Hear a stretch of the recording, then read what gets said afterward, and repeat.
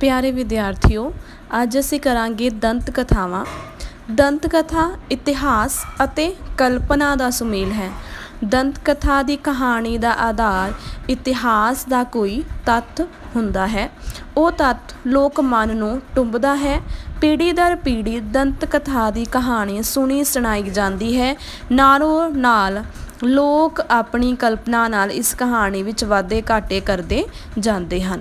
कि दंत कथा की है? दंत कथा जिवें एक कहानी है, एक गल है, उहदे नाल इतिहास भी जुड़िया होवे ते कल्पना भी जुड़ी हुई होवे। ठीक है। तो कल्पना जिहड़ी है लोक मन के द्वारा जिहड़ी है वो कल्पना बनाई जाती है। फिर उस तो बाद जिहड़ा है ये जिहड़ी कथा जिहड़ी हैगी है ये पीढ़ी दर पीढ़ी जिहड़ी है इदां ही कहानी जिहड़ी सुनी सुनाई आती है, जो हुण असीं पढ़न जा रहे हाँ। तो इस नाल की हुंदा है कि जो ये कल्पना ऐड हो जाती है, इतिहास नाल संबंधित कोई गल हुंदी है, तो इस विच हौली हौली लोग जिहड़ा ने वो कहानी दे विच वाधा घाटा करते जाते हैं, अपने द्वारा भी कहानी सुणाते रहंदे ने। दंत कथा तुहाडी पुस्तक दे विच 3 दित्तियां होईयां ने। पहली है पूरन भगत, दूसरी राजा रसालू, तीसरी दुल्ला भट्टी।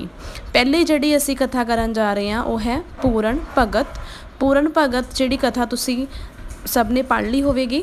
हुण इहनूं लिखण दा जो ढंग जिहड़ा आ वो किवें लिखना है, हैडिंग्स दे विच लिखना। मैं तुहानूं पहलां ही कहा कि कोई भी कथा जिहड़ी करन जा रहे हो उहनूं हैडिंग्स दे विच पॉइंट्स दे विच लिखो। पहला पॉइंट है राजा सलवान दे घर पुत्र दा जन्म होना।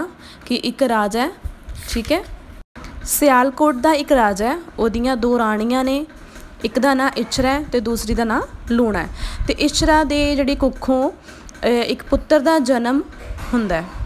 पूरन नूं 12 वरे लई भोरे दे विच रखना। जोशियां दे द्वारा कहा जाता है कि जेकर तू इहदा अपने पुत्र दा मूँह देखेगा तो तेरे लिए जिहड़ा आ ये वहम दे विच आ जांदा, एक भरम पा दिंदे ने उहनूं कि तेरे लिए चंगा नहीं होएगा। तो इस करके जिहड़ा वो फैसला करदे ने कि इहनूं 12 वरे जिहड़ा आ भोरे दे विच रखना ही पवेगा। तीसरा पूरन दा भोरे तो बाहर आना। 12 वरे हो जाते हैं, 12 वरे मतलब 12 साल। तो जो पूरन वापस आ जाता है भोरे दे विचों बाहर निकल के आंदा है तो अपने पिता नूं मिलदा है। तो पिता उन्होंने कहता है कि जा तू अपनियां जाके जिहड़ा आ मावां नूं मिल आ। अगे है लूणा दा पूरन दे उत्ते मोहित होना। ਜਦੋਂ पूरन लूणा नूं मिलन जाता है तो उस समय की होंदा है कि लूणा जिहड़ी एक झूठी कहानी कढ़ के रोंदे पिटदे होए दस दिंदी है कि पूरन जिहड़ा आ उन्हें माँ पुत्र दे रिश्ते की मर्यादा का सत्कार भुल के उसकी सुंदरता वेख के उसते डुल गया। लूणा द्वारा पूरन नूं महल तो बाहर कढवाउणा। ठीक है, लूणा जिहड़ी ये चाल चल के ते राजा सलवान नूं दसदी है तो राजा सलवान नूं बहुत गुस्सा आंदा है तो वो जिहड़ा आ उहनूं महल दे विचों बाहर कढवा दिंदी है। जलादां द्वारा पूरन नूं खूह विच सुੱਟਣਾ। राजा सलवान जिहड़ा वो जलादां नूं कहंदा कि इनू जिहड़ा आ मार के खूह दे विच सुੱਟ आओ। पर जिहड़े जलाद हुंदे ने उन्हां नूं पता हुंदा है कि जिहड़ा पूरन भगत है वो निर्दोष है, इस करके वो की करदे ने सिर्फ उहदे जिहड़े ने हत्थ पैर वड्ड के जिहड़ा आ उहनूं खूह दे विच सुੱਟ आंदे ने। पूरन दा मुड़ जीवत होना। ठीक है, उस तो बाद की होंदा है कि जदों उन्होंने सुੱਟ आंदे ने तो उत्थों जिहड़ा एक टोली लंघदी है गोरखनाथ दी। ठीक है, गोरखनाथ दी जदों टोली निकलदी है उत्थों ते जदों पूरन जिहड़ा आ उन्होंने सारी अपनी कथा दसदा कि उहदे नाल की होया। तो इस करके जिहड़ा आ गुरु गोरखनाथ जिहड़े ने वो पूरन नूं कहंदे ने कि मैं तेरा सच परखण दे लई कच्चे सूत दा एक धागा खूह विच लमकांदा हाँ। जे तू सच्चा है तां तू इस दे नाल खूह विचों बाहर आ जाएगा। पर पूरन जिहड़ा सी वो सच्चा सी ते इस करके जिहड़ा आ वो बाहर आ जांदा आ। तद गोरखनाथ ने पूरन दे सिर ते हत्थ फेरिया ते अपनी शक्ति दे नाल उसनूं 9 बर 9 कर दिता। ते इस पिछों पूरन ने गोरखनाथ तो जोग धारिया ते वो एक जोगी बन गया।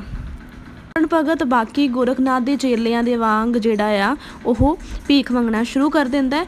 ते जदों वो भीख मंगदा है तो वो राणी सुंदरा दे महल दे विच पहुँच जाता है। तो राणी जिहड़ी सुंदरा हुंदी है वो पूरन नूं देख के बहुत ही ज़्यादा जिहड़ा आ उहदे उत्ते डुल जाती है। तो वो की करदी है सुंदरा जिहड़ी मोतियां भरिया थाल जिहड़ा पूरन दी झोली दे विच पा जाती है। पूरन जिहड़ा इसे इदां ही जिहड़ा थाल जिहड़ा सीगा ओह मोतियां वाला अपनी झोली विच पाया होया वो इदां की वापस लैके आ जाता है गोरखनाथ दे कोल। ते जदों गोरखनाथ उहनूं कहंदा कि साडे मोती जिहड़ा किसी काम दे नहीं हैगे, इस करके तू वापस कर आ, सानूं तां केवल भोजन ही चाहिदा है। ते इस तरह जिहड़ा है वो वापस कर आंदा है। सुंदरा द्वारा पूरन नूं वर दे रूप दे विच मंगना। सुंदरा गोरखनाथ पता चलदा कि गोरखनाथ उन्हां दी टोली जिहड़ी है वो इत्थे आई हुई है ते उन्हां वास्ते वधिया पकवान बना के लैके जांदी है। गोरखनाथ उहदे तो खुश हो जाता है ते उहनूं वर मंगण लई कहंदा है ते जिहड़ी राणी सुंदरा आ ओह पूरन नूं वर दे रूप दे विच मंगदी है। गोरखनाथ पूरन नूं कहंदा है कि वो सुंदरा दे नाल चला जावे ते गृहस्थ जीवन जिहड़ा आ वो धारण कर लवे। ते पूरन वो अपने गोरखनाथ दा आ जिहड़ा वो कहना नहीं मोड़दा ते वो इसे तरह ही सुंदरा दे नाल जिहड़ा आ चला ਜਾਂਦਾ ਆ। पर ਜਿਹੜਾ पूरन भगत ਆ ਉਹਦਾ मन ਜਿਹੜਾ ਆ ਉੱਥੇ नहीं लगदा हैगा। ਤੇ ਜਿਹੜਾ ਆ ਫਿਰ ਉਸ ਤੋਂ ਬਾਅਦ ਜਿਹੜਾ ਰਾਣੀ ਜਿਹੜੀ ਸੁੰਦਰਾ ਆ ਉਹ ਪੂਰਨ ਨੂੰ ਕਹਿੰਦੀ ਹੈ ਕਿ ਮੈਂ ਤੁਹਾਡੇ ਖੁਸ਼ ਰਹਿਣ ਤੇ ਹੀ ਖੁਸ਼ ਹੋ ਸਕਾਂਗੀ। ਤੇ ਇਸ ਕਰਕੇ ਪੂਰਨ ਭਗਤ ਜਿਹੜਾ ਆਪਣੀ ਸਾਰੀ ਜਿਹੜੀ ਕਹਾਣੀ ਦੱਸਦਾ ਤੇ ਉਹ ਵਾਪਸ ਜਿਹੜਾ ਆ ਉੱਥੋਂ ਆ ਜਾਂਦਾ ਤੇ ਗੋਰਖਨਾਥ ਦੇ ਕੋਲ ਆ ਜਾਂਦਾ। ਹੁਣ ਜੋ ਬਾਲਕ ਪੂਰਨ ਸੀ ਉਹ ਹੁਣ ਪੂਰਨ ਭਗਤ ਦੇ ਨਾਮ ਦੇ ਵਜੋਂ ਜਾਣਿਆ ਜਾਣ ਲੱਗਾ। ਪੂਰਨ ਦਾ ਜੋਗੀ ਦੇ ਰੂਪ ਦੇ ਵਿੱਚ ਸਿਆਲਕੋਟ ਜਾਣਾ। ਪੂਰਨ ਜਿਹੜਾ ਆ ਜਦੋਂ ਫਿਰ ਦੁਬਾਰਾ ਵਾਪਸ ਗੋਰਖਨਾਥ ਦੇ ਕੋਲ ਆਉਂਦਾ ਤੇ ਜੋਗੀ ਦੇ ਰੂਪ ਵਿੱਚ ਇੱਕ ਵਾਰ ਫਿਰ ਆਪਣੇ ਪਿੰਡ ਜਿਹੜਾ ਆਪਣੇ ਸ਼ਹਿਰ ਜਿਹੜਾ ਸਿਆਲਕੋਟ ਦੇ ਵਿੱਚ ਆਉਂਦਾ। ਤੇ ਉਸ ਸਮੇਂ ਕਹਿੰਦੇ ਕਿ ਜਦੋਂ ਜਿੱਥੇ ਜਿਹੜਾ ਸੀ ਪੂਰਨ ਨੂੰ ਭੋਰੇ ਦੇ ਵਿੱਚ ਰੱਖਿਆ ਗਿਆ ਸੀਗਾ ਉਹ ਬਾਗ ਜਿਹੜਾ ਸੀਗਾ ਹੁਣ ਹਰਿਆ ਭਰਿਆ ਹੋ ਗਿਆ। ਤੇ ਜਿਹੜੀ ਰਾਣੀ ਇਚਰਾ पूरन की जिहड़ी माँ सीगी वो भी रो रो के कहते सीगे कि अन्नी हो चुकी है। फिर उस तो बाद सारे शहर दे विच जिहड़ा ये गल फैल जाती है कि पूरन भगत जिहड़ा आया होया पूरन द्वारा लूणा नूं वर देना।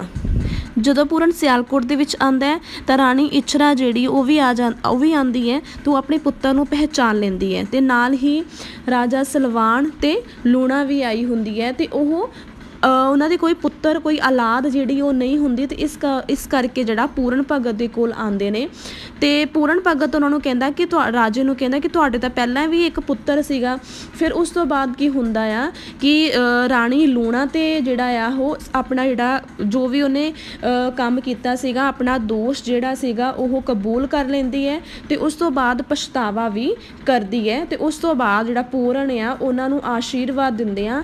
ਚੌਲਾਂ ਦਾ ਇੱਕ ਦਾਣਾ ਦਿੱਤਾ ਤੇ ਕਿਹਾ ਕਿ ਲੂਣਾ ਇਸ ਨੂੰ ਖਾ ਲਵੇ ਤਾਂ ਉਹਨਾਂ ਦੇ ਘਰ ਇੱਕ ਪੁੱਤਰ ਪੈਦਾ ਹੋਵੇਗਾ, ਉਹ ਵੱਡਾ ਮਹਾਬਲੀ ਹੋਵੇਗਾ।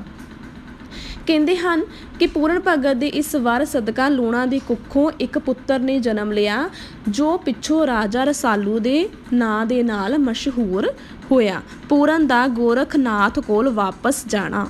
ਜਦੋਂ ਰਾਜਾ ਸਲਵਾਨ ਲੂਣਾ ਤੇ ਪੂਰਨ ਭਗਤ ਦੀ ਮੁਲਾਕਾਤ ਹੁੰਦੀ ਹੈ ਤਾਂ ਇੱਥੋਂ ਜਿਹੜਾ ਉਹਨੂੰ ਪਤਾ ਚੱਲ ਜਾਂਦਾ ਰਾਜਾ ਸਲਵਾਨ ਨੂੰ ਕਿ ਇਹ ਮੇਰਾ ਪੁੱਤਰ ਹੈਗਾ ਤੇ ਰਾਜਾ ਸਲਵਾਨ ਜਿਹੜਾ ਆ ਉਹਨੂੰ ਰਾਜ ਸੰਭਾਲਣ ਦੇ ਵਾਸਤੇ ਕਹਿੰਦਾ ਆ।